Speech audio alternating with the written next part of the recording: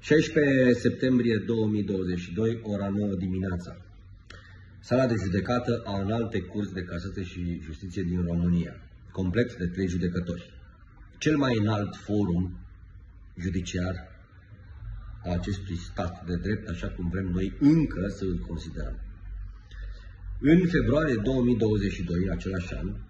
în cadrul unui proces colectiv, dacă țineți bine minte, unul dintre primele, Curtea de Apel București a fost evacuată, dacă țineți minte, ziua aceea friguroasă din februarie. Cu toate astea, după vreo 2-3 ore, ne-am judecat acolo, în acel termen, și acea doamnă judecătoare a considerat că nu avem dreptate și a respins întreaga acțiune a noastră. Astăzi, la ora 9 dimineața, după o așteptare îndelungată de vreo 3 ore, Alexandru Iliescu Elvir, prietenul meu și omul fără de care nu ar fi fost posibil aproape nimic în Ocean, avocatul despre care ați auzit multe, dar l-ați văzut puțin pentru că pur și simplu nu se este scopul, a făcut istorie în sistemul judiciar românesc. Acest tânăr, pentru că e mult mai tânăr decât mine, are doar 30 și ceva de ani, reușește să convingă cei 3 judecători ai Înalte Curți de Casație și Justiție că Ministerul Afacerilor Interne, precum și Guvernul României, ambele entități enorme, ce au cerut în scris acestui complet, acestei instanțe, să ne anuleze recursul, să respingă recursul nostru pe motivul că pur și simplu nu mai este stare de alertă și nu mai avem ce să ne judecăm.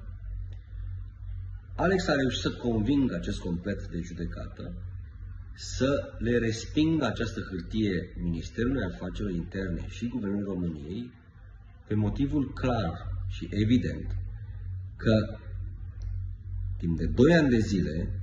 acele măsuri au fost în vigoare și au produs efecte juridice. Nu știm cum se va pronunța instanța cu privire la recursul nostru, dar știm sigur că de față cu noi, președintele de instanță, un judecător drept, așa cum ar trebui să fie toți judecătorii din România, a decis pe loc că acea hârtie a Guvernului României și a Ministerului de Interne poate fi aruncată la coș pentru că acțiunea noastră este justificată, având în vedere că timp de 2 ani de zile, măsurile la care am făcut referire au produs efecte juridice și implicit prejudicii. Pentru prima oară în istoria acestor 2 ani de zile de luptă în instanțe, niște judecători, un complet de 3 judecători de la Înalta Curte de Casație și Justiție, decid că aceste excepții, se numesc, ridicate de Ministerul de Interne, Ministerul Afacerilor Interne și Guvernul României, nu sunt fundamentate. Probabil să nu înțelegeți dimensiunea câștigului și rezultantei de astăzi. Dar ăsta este precedentul pentru care toate celelalte dosare care vor ajunge la Înalta Curte de Casație și Justiție, pentru că CAB-ul, Curtea de Apel București, a fost doar instanță primă de fond, toate vor ajunge la ICCJ, se vor uita într-o hotărâre motivată a acestor domni judecători de astăzi. Îl felicit în mod direct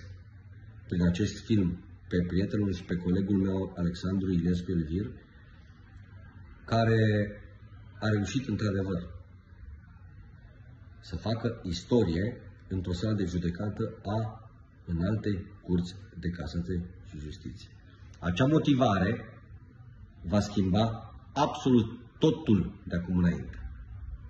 Alexandru, îți mulțumim, noi toți membrii acestei organizații, și ținem tot așa.